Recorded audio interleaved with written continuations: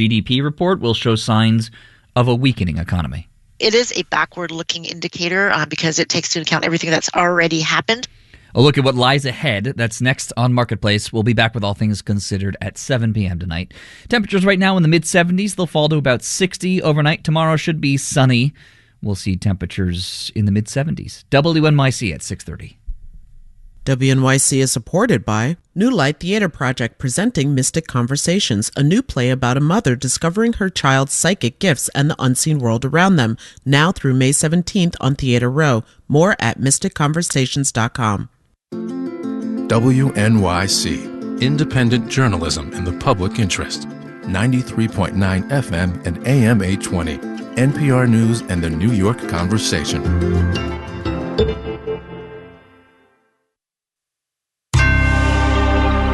Marketplace is supported by Progressive Insurance, offering small business owners protection for what they've worked hard to build with over 30 customizable coverages. Learn more at progressivecommercial.com. Can't really do economics without a little bit of math, I am sorry to say. From American Public Media, this is Marketplace.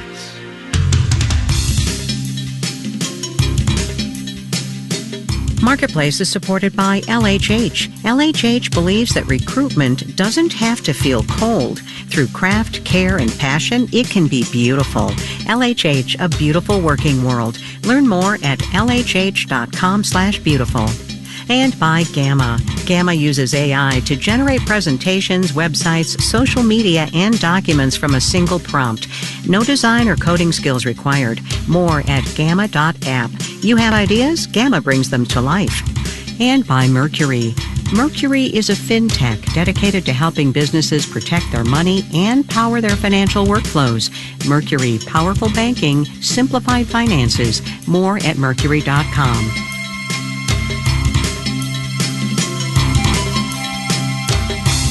I'm Kai Rizdal. It is Tuesday, today the 29th day of April. Good as always to have you along, everybody. We are going to start the day with a formula, but in keeping with the policy of this program and the preferences of its host, we are not going to make you do any actual math. The formula du jour goes like this. C plus I plus G plus X minus M equals GDP. In layman's terms, C, consumption, consumer spending on goods and services, plus I, investment, that's business spending, plus G, that's government spending, plus X, which is exports, minus M, imports, equals gross domestic product. Simplified, if I might, it's C plus I plus G plus net exports equals the entire economy. Now, why, you ask, did I bother with that? Well, I bothered with that for two reasons. Number one, we get an update on gross domestic product tomorrow. Justin Ho is going to talk about that in a minute. But also, we got to look this morning at the latest trade gap figures. Trade deficit, right? Net exports. It hit a record high in March, the Census Bureau tells us, as imports were up sharply. Marketplace's Sabri Benishore explains what's going on and what it's all going to mean. Everybody's been stockpiling. It's been steady for the past several months. Janae Seco is president of Copper Hill, which advises companies on how to minimize tariffs. Large manufacturers started super early. Before the election, we certainly saw a spike in imports. Not just businesses, everybody else who can has been stocking up on stuff too. So we saw purchases of electronics, for example, jump 30% in the week after the tariff announcements. Mark Matthews is executive director for research at the National Retail Federation. Last month, we saw car sales rise by, 8% year over year. All of that pushed the trade deficit to a record high in March. But now that the tariffs are here and the stocks have been piled, masses of businesses are doing something else. They're holding their breath. We are beginning to see ships leaving China half empty or more. Whatever hasn't been put on a boat already is locked up somewhere else. I was talking with a number of clients who have rerouted shipments into Mexico. They're holding in Japan. They're holding in Singapore. They've moved things into Europe. Ashley Hetrick is supply chain lead at professional services firm BDO.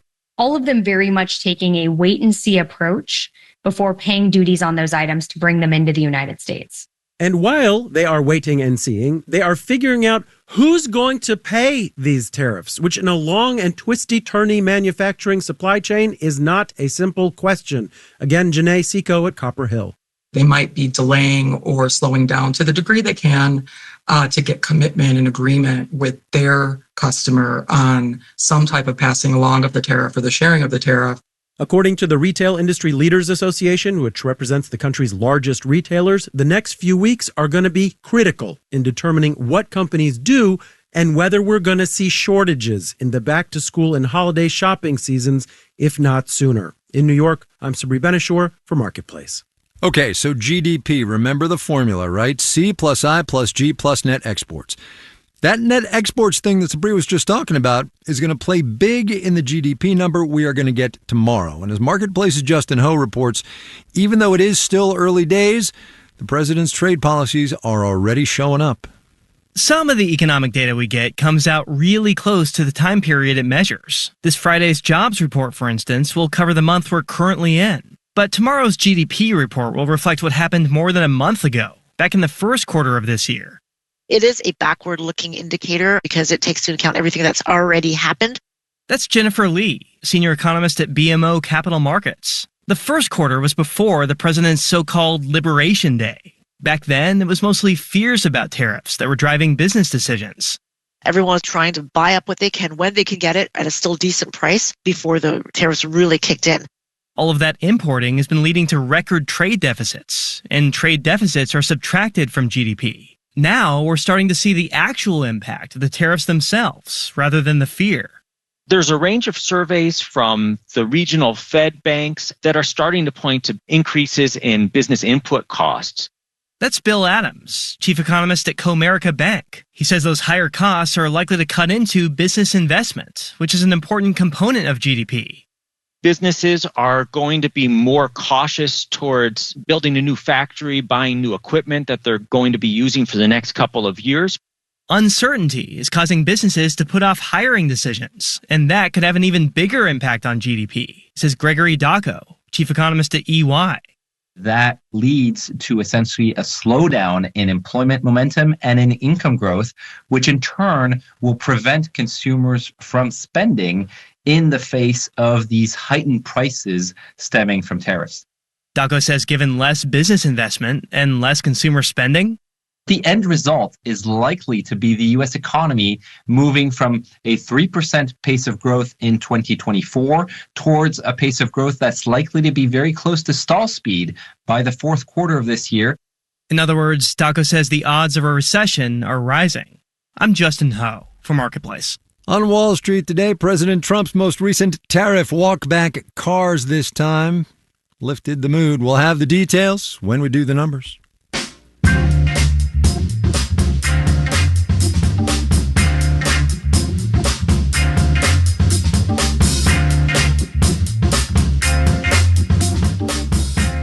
We're going to go to the data to set up this next story. Both kinds of data, by the way, hard numbers and softer consumer impressions kind of data. The hard data came this morning with JOLT, the Job Openings and Labor Turnover Survey, which showed there were 7.2 million job openings in this economy in March, about 1 million fewer than there were a year ago.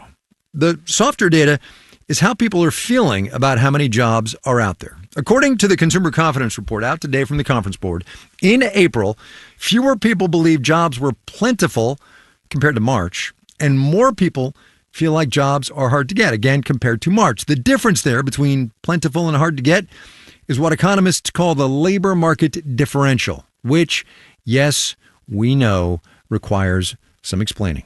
Here's Marketplace's Stephanie Hughes. In economics, there's this metaphor that's meant to explain where unemployment is headed. Northwestern economics professor Kirabo Jackson says it's called the bathtub model. Job openings is water going into the tub. Layoffs, retirements, that's water leaving the tub.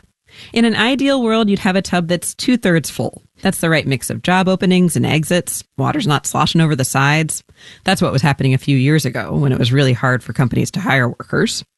But you still want enough water to feel comfortable, get clean, soak for as long as you like. And when the labor market differential shrinks, like it's doing right now, Jackson says that means the water is draining faster than it's filling up. which kind of is telling us that overall we expect the unemployment rate to go up and the market to sort of deteriorate to some extent. The labor market differential acts as a proxy for the unemployment rate. When it goes down, it indicates that the unemployment rate is likely going up. Stephanie Guichard, a senior economist at the Conference Board, says that's because the consumers surveyed, they aren't economists. They're making these calls based on their feelings, but also their observations. So they look around how their family, their friends, their colleagues are doing in terms of the labor market. Right now, both the survey data and the hard data still look okay-ish. In other words, the water in the bathtub has gone down a few millimeters. But economist Guy Berger at the Burning Glass Institute points out, if you look at what consumers are expecting 6 months from now, they think it's going to get a lot worse. People are also telling you, you know what, I actually think the bathtub's going to drain a lot faster the next few months. And if people are expecting more bad news about the economy, they might pull back on their spending. You're much less likely to buy a rubber ducky today if you think a few months from now, you're just going to be left naked and shivering, alone in the tub. I'm Stephanie Hughes for Marketplace.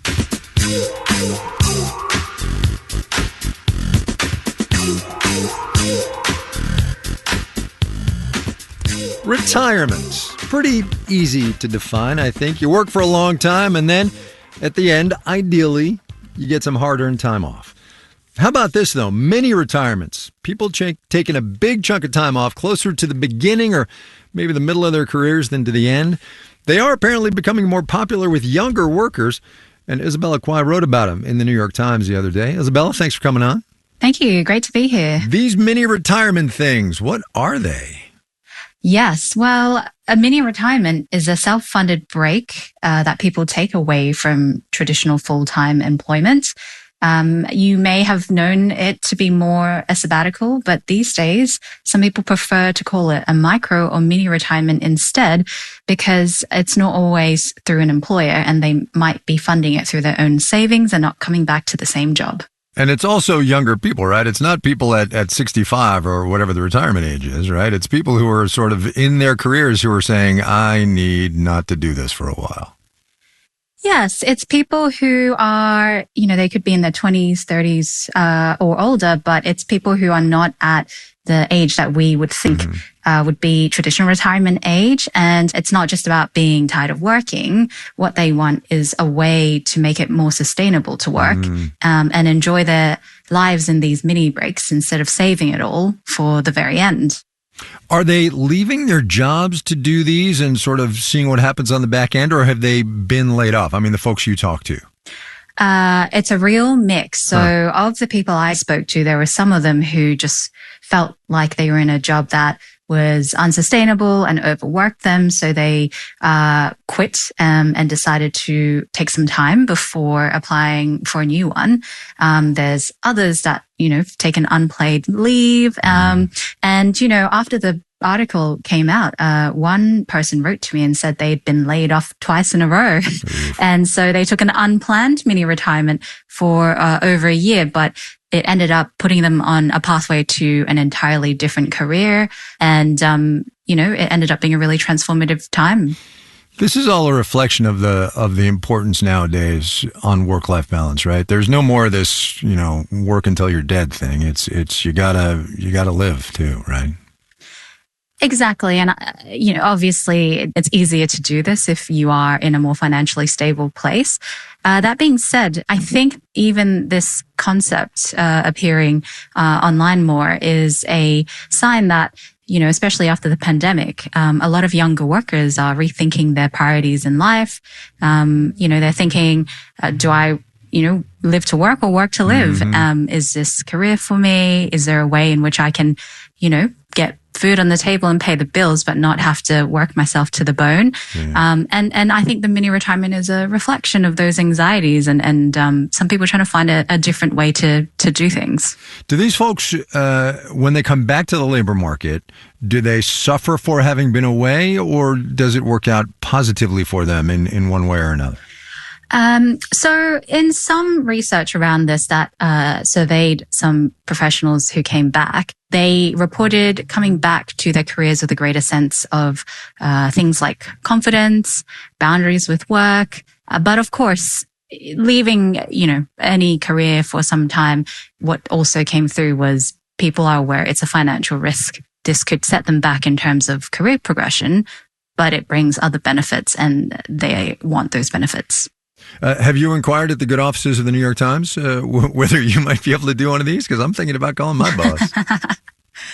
Well, that's the thing. I mean, after hearing, dozens of people tell me about their mini retirements, I definitely inquired, and I think we may have a benefit similar to this. But, it's interesting, even for me, thinking about work-life balance, right? I do think, if you, like myself, have worked for a long time, it's sometimes hard to figure out when is the right time to take a step back. It definitely brought up some thoughts on, hey, this could be something I could do. But I think it's also each to their own, right? But it's an important conversation to have. Isabella Quiet, the New York Times. Isabella, thanks a lot. I really appreciate it. Thank you so much.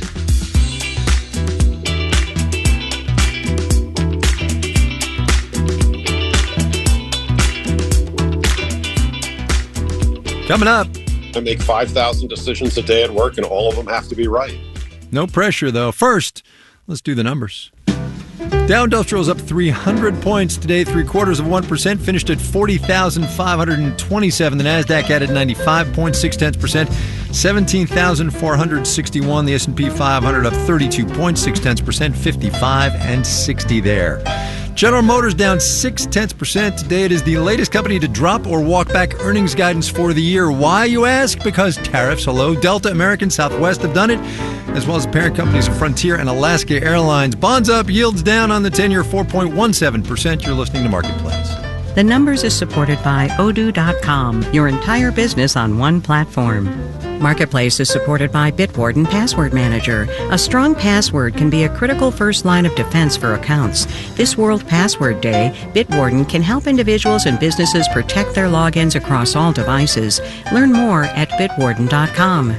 And by Pure Storage. In a world of fragmented systems, Pure Storage delivers a single, consistent as-a-service platform for all data storage needs across on-premises, cloud, and hosted environments.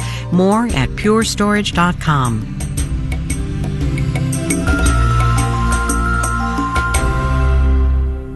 WNYC support comes from Greenwich House Music School, presenting Shana Taub, creator of Broadway's Suffs, in an intimate concert of original music, Tuesday, April 29th at 7:30 p.m. Tickets and more at greenwichhousemusicschool.org.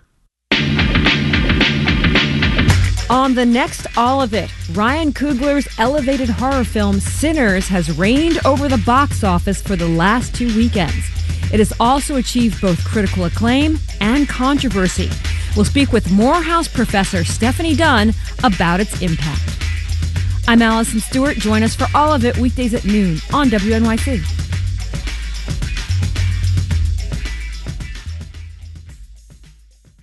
You're listening to Marketplace on WNYC. Coming up in the 7 o'clock hour of All Things Considered, President Trump's threats to make Canada America's 51st state had an impact on yesterday's elections north of the border. We'll hear all about it and more at 7. Stay with us. This is Marketplace. I'm Kai Rizdal. When we talk commodities around here, it's usually the biggies. Oil, copper, gold of late. But the global economy is an omnivore, and it needs natural resources of all kinds in massive quantities, which takes us right now to the great state of Wyoming, which happens to have the world's largest known deposit of a mineral that, once refined, goes into things like glass and batteries, baking soda, and detergent too. Trisodium hydrogen dicarbonate dihydrate, if you want to get chemical about it. It's called Trona in everyday use, and it is also Wyoming's biggest export. So when dozens of Trona mine workers were unexpectedly laid off late last year, it came as something of a surprise. Wyoming Public Radio's Caitlin Tan has the story now of a mechanic in a high desert town. James Kincaid opens the door of his 2-story yellow-paneled home in Green River, a rural community built on the backbone of Wyoming's mining economy. Hi, James. Hey, girls, stop. His dogs, Ruby and Pearl, wait inside. Yes, okay. Girls. Inside, not much is hanging on the walls yet, except... This is a Kansas white-tailed deer. Hunting is a family love. It was Wyoming's wildlife that partly inspired the Kincaids' 1,000-mile move last fall, but also it was his dream job. I was doing what I love to do. I love to tear stuff apart and put it back together. Kincaid worked on the machinery that moves trona, a translucent mineral, from underground to the surface. He hired on in October for $45 an hour with Genesis Alkali, which was one of the top players in the global industry. You know, the HR lady kept asking me, she says, "Are you going to be out here for a long time?" I said, "Until you fire me, yeah." And then 2 months later, it's like, here it is. Genesis laid him off and 29 other workers, pointing to a global trona market downturn. That was confusing to Kincaid because he'd been hearing about expansions and hirings in Wyoming's trona mines. He thought he had a career-long job. It wasn't the layoff that upset me the most. You know, the layoff, I've been there before, but I wasn't 1,000 miles and minding your house, you know, so... The layoff notice came just a few days after the Kincaids closed on their first house, with enough room for his 3 kids. This is my daughter's room. How big is the house? Freaking huge. I don't know, it's 2,100 square foot, I think it is. But it's also a $2,100 mortgage. Kincaid scrambled to find a new job. He applied to at least 30. My wife and I are stubborn enough that we're going to make a go at it. Wyoming touts itself as an outdoor wonderland, hoping the wide open spaces and mountains will draw in workers for the big industries, like coal, natural gas, and trona. And with Kincaid, at least, it worked. I absolutely just love it up here. I met with Kincaid in early January, and since then, Wyoming's governor said the trona layoffs were just a bump in the road. The state is still banking on the industry. And so is Kincaid. President Trump is championing industries like coal and mineral extraction. Kincaid felt like if he stuck it out, eventually something would come through. Hello. Hey, James. How was the last week of work? Oh, we stayed busy. Kincaid got a job with another local trona company this spring, and he's back doing what he loves, tearing stuff apart, putting it back together. Yesterday, we worked on a hydraulic cylinder that needed to come out. Come out from underground. We're talking a 300-pound piece of equipment. It's not something you just pick up and manhandle, you know. So you gotta find ways to get creative as far as rigging this stuff up. Now that he finally got work, Kincaid says he'll be able to afford not only his mortgage, but time off for a hunting trip. His big reason for moving to Wyoming. In Green River, I'm Caitlin Tan for Marketplace.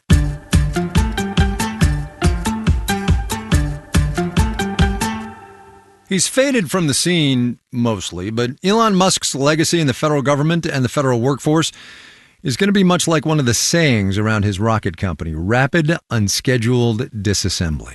And while Musk and the Trump administration have been cutting tens of thousands from the federal workforce, there's also been an effort to hire more of one very particular kind of federal worker, air traffic controllers.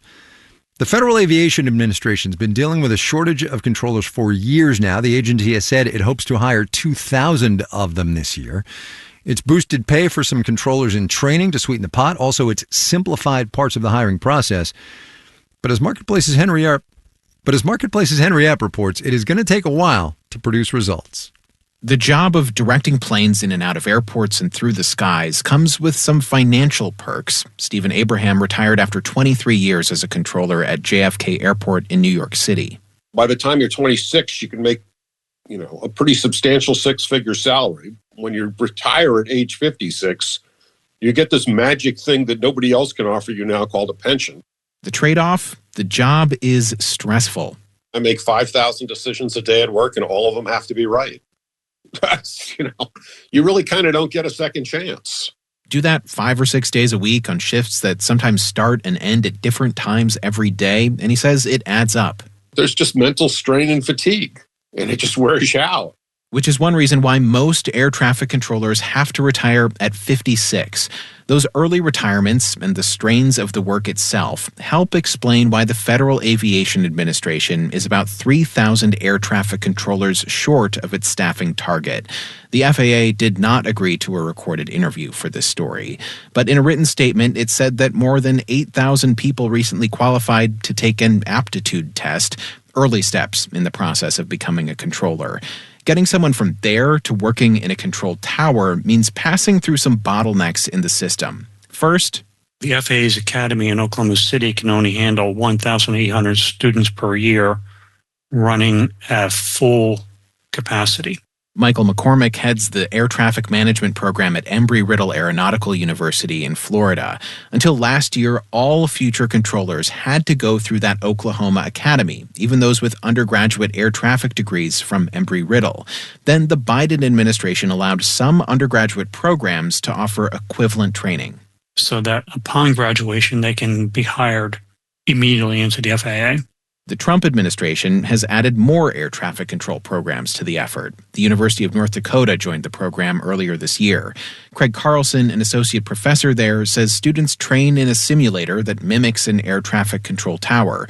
Virtual planes take off and land, and pseudo-pilots follow students' directions.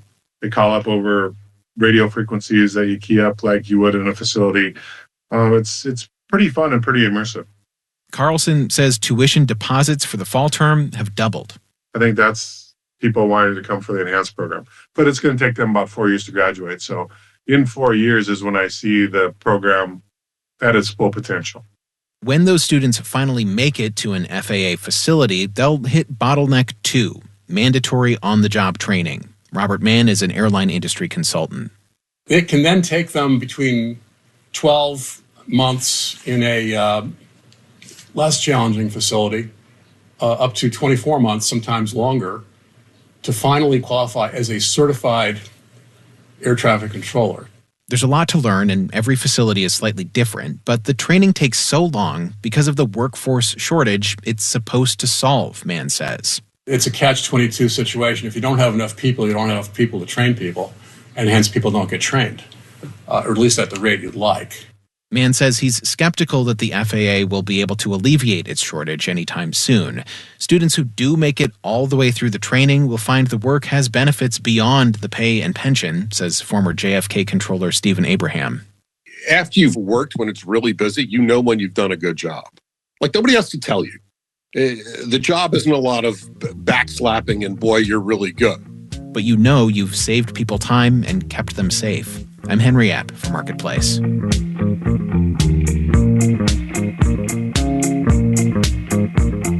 Marketplace is supported by Solidigm. Today's AI ambitions require a different approach to storage. Solidigm offers solid-state storage solutions optimized for AI with higher capacities, greater speed, and energy efficiency. StorageForAI.com. This final note on the way out today. You heard this morning, I'm sure, the thing about Amazon planning to put how much tariffs are going to add next to total product prices on its website.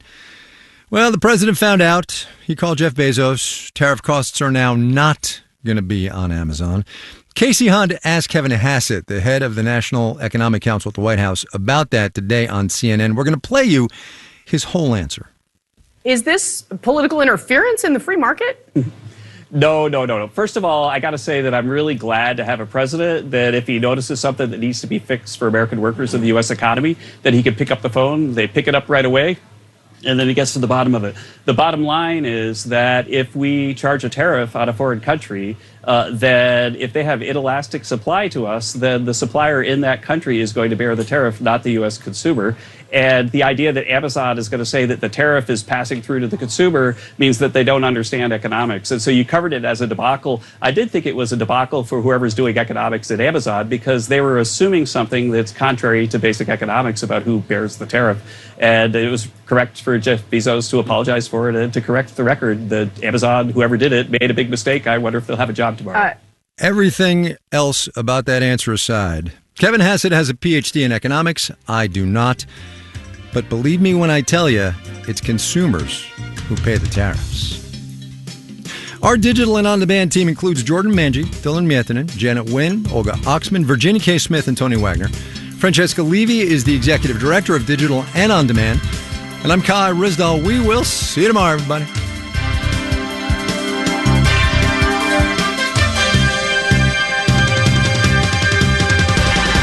This is APM.